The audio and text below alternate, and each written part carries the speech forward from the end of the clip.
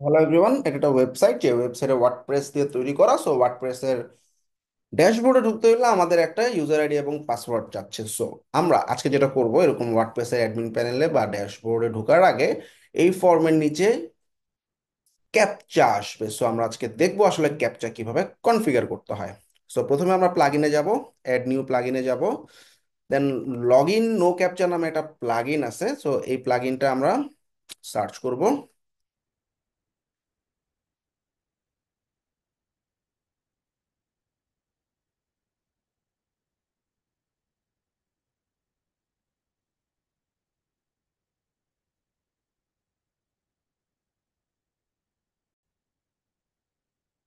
Okay, log in no captcha লিখে search করলে আমরা দেখবো এখানে একটা প্লাগইন দেখা যাচ্ছে।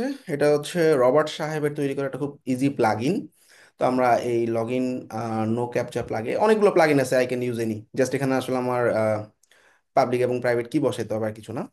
তো আমরা প্রথমেই এই প্লাগইনটা ইনস্টল করার পর সেটিংসে চলে যাব এবং লগ ইন নো ক্যাপচা অপশনে চলে যাব। এখানে সাইড কি এবং সিক্রেট কি যাচ্ছে। সো এই সিক্রেট কিগুলো কই পাবো? ফার্স্টে আমি ক্লিক হিয়ারে ক্লিক করব। তারপরে কি করব, আমাদের একটা নতুন প্রজেক্ট অ্যাড করব। সো প্রজেক্টের নাম কি দিব? আমি কিন্তু গুগলের রিক্যাপচা তৈরি করার অপশনে আসছি। সো এই জাস্ট ডোমেনের নামটা দিলেই হবে প্রজেক্ট নেম হিসেবে। আচ্ছা, ডান।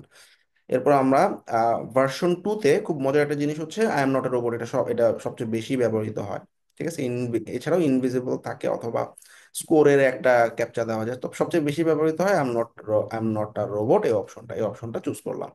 এখন জানতে যাচ্ছে ভাই কোন ডোমেইনে ব্যবহার করবা। সো আমি আমার ওয়েবসাইট, এটা কিন্তু সাব ডোমেইন বা ডাইরেক্টরিতে কাজ করবে না, এটা ডাইরেক্ট ডোমেইনেই কাজ করবে। ওকে, আচ্ছা, দ্যাটস ইট। এখানে আমাদের যে কোনো একটা প্রজেক্টের নাম দিয়ে আমরা সাবমিট করে দিব।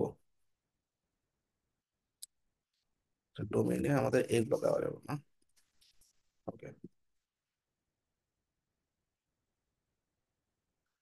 সো সাবমিট করে দিলাম। সাবমিট করার পর আমাদের সাইট কি এবং সিক্রেট কি দুটো জিনিসই দিয়ে দিছে। আমরা এই যে কপি সাইট কিতে ক্লিক করে আমাদের প্লাগ ইনের সাইট কিতে এই সাইট কিটা বসাই দিব এবং সিক্রেট কিটা কপি করলাম, সিক্রেট কি কপি করে সিক্রেট কিতে এটা বসাই দিলাম, দেন সেভ চেঞ্জেস, কাজ শেষ।